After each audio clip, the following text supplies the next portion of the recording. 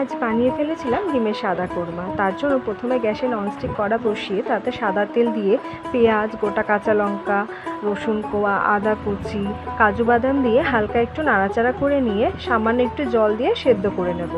তারপর সেটাকে ঠান্ডা করে মিক্সিতে পেস্ট করে তুলে রাখবো। তারপর ওই কড়াইতে সাদা তেল আরেকটু দিয়ে হালকা করে ডিমগুলো ভেজে নেব। তারপর ভেজে তুলে নেওয়ার পর ওই তেলের মধ্যে গোটা গরম মশলা ফোড়ন দিয়ে আর পেস্ট করে রাখা মশলাটা দিয়ে ভালো করে নাড়াচাড়া করে নিয়ে দিয়ে দেবো নুন, ভালো করে মিশিয়ে নেব। এরপরে দিয়ে দেবো ফ্যাটানো টক দই। টক দইটা দেওয়ার পরে দিয়ে দেবো সামান্য একটু জল দেওয়ার পরে দিয়ে দেবো একটু চিনি দিয়ে আবার একটু নাড়াচাড়া করে নিয়ে এবার আগে থেকে ভেজে রাখা ডিমগুলো দিয়ে হালকা হাতে নাড়াচাড়া করে নেব। তারপর ওপর থেকে গরম মশলা আর কাসুরি মেথি ছড়িয়ে দিলেই হয়ে যাবে ডিমের সাদা কোরমা। এটা দেখতে যতটা লোভনীয় হয়েছিল, খেতে তার থেকে অনেক ভালো হয়েছিল।